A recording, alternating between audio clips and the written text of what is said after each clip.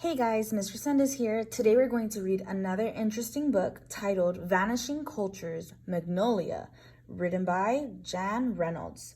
Something really important about this book is that it is a book made of photos.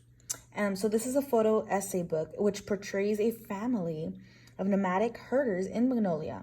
The author, Reynolds, is also the photographer, lived with the family for a short while, and captured intimate photos of their everyday lives. So, before we get started, you know what a culture is, right? A culture is a group of what people eat, their customs, sometimes how they dress, and even how they celebrate. It's also what they believe and think is good. Here's a serious question for you. Could a culture vanish, do you think, or even disappear? Let's read to find out. This book of Magnolia is a book titled Vanishing Cultures. The word vanishing means to disappear. Do you think the author means that these people are disappearing? Let's find out what she means. Magnolia is a country in Asia.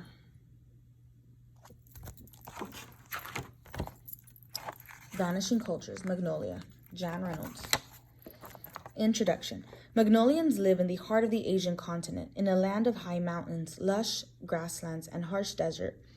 They raise and train strong horses, which they ride to herd cows, sheep, and goats. They live in simple, round houses they can easily take apart, pack up into loads to be carried by their horses and camels. They often move, traveling from place to place in order to find fresh green pasture and plenty of water for their animals. But this ancient way of life is disappearing.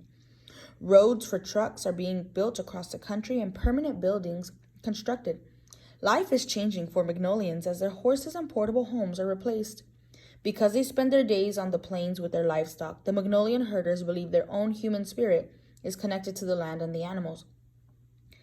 Nature teaches them her ways of weaving together all life on earth. We are all a part of the same human family, connected in spirit to the earth.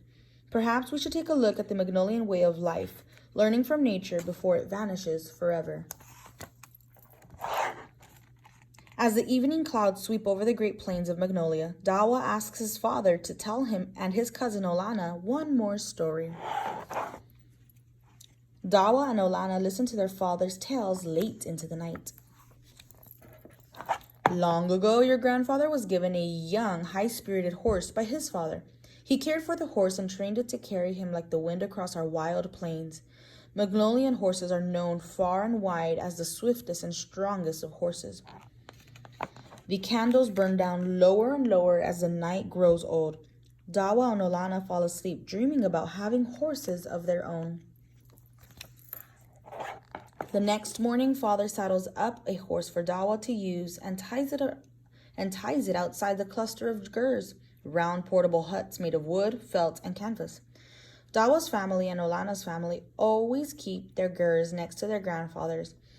They all live together as one extended family, out in the land through the changing seasons, close to nature. Father rides out to bring in the herd of horses the family owns. He wants to find 2 small horses for Dawa and Olana. The boys wait impatiently for the horses while Olana's father tells them how important it is to have a well-trained horse. The family uses the horses to help round up the cows, goats, and sheep that provide them with meat, milk, leather, and wool. While they talk of horses, Olana's mother is inside her ger, heating milk over the stove so she can make yogurt for the whole family. Everyone living in 3 gers. Now it's time for Dawa to ride out to meet his father and help herd the horses up towards the gers. But first he needs some help untying the horse. Father has had his eye on a colt or young male horse for Dawa, and when he is close enough, he stretches forward with a long pole and rope to catch the horse. Uncle also rides through the herd, searching for a colt for Olana. These 2 young horses will be trained to help the boys in their daily work. But for now, Dawa and Olana must share a horse, and it's time for Olana to ride with his father to bring in the cows to be milked. Dawa and Olana chase after the frisky calves and herd them to the pen. Dawa's mother lets the calves nurse before she and her sister begin the milking. They milk at dawn and dusk every day.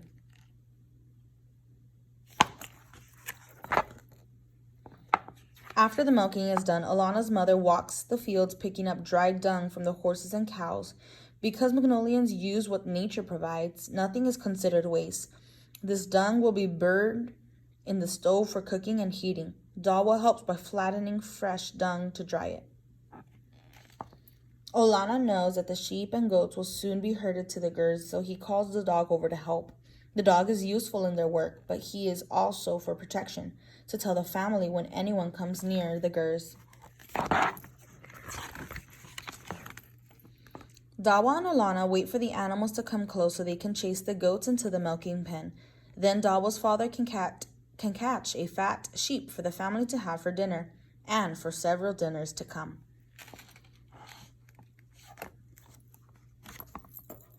The time has come to move. The family packs up the girds into bundles and loads them onto camels or a horse-drawn cart. They usually travel about 20 miles, moving every month or so to make sure they have fresh grass and water for their animals. In the winter, they gather together with other people and build a fence around their many girds to protect them from the blowing snow. At the new home site, grandfather fixes the roof while Alana and his father knot the round wooden frame together. Everyone needs to help to put the roof poles into place. Dawa's mother attaches the poles to the walls, which strengthens the girds against the wind. Pressed animal hair, or felt, is wrapped around the frame and covered with canvas for warmth and protection from the rain. Dawa is glad to have in a roll, sweet cheese, drying on the roof again, so that he can sneak a treat when he is hungry. During the celebration, the men ride some of the stallions, or male horses, that have not yet been trained. These horses buck and kick, trying to throw off their riders. The men compete to see how long each man can stay on the horse.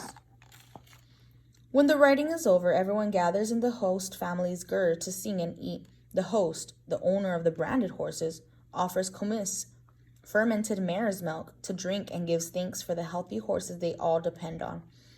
Like many Magnolians, he has learned that he is part of nature, connected by the spirit of life to the pastures, the sky, and the horses. Dawa and Olana are very pleased and proud to have their own young horses to train too. They want to ride like the wind across the plains, just as their grandfather has, and as many Magnolians have for as long as anyone can remember.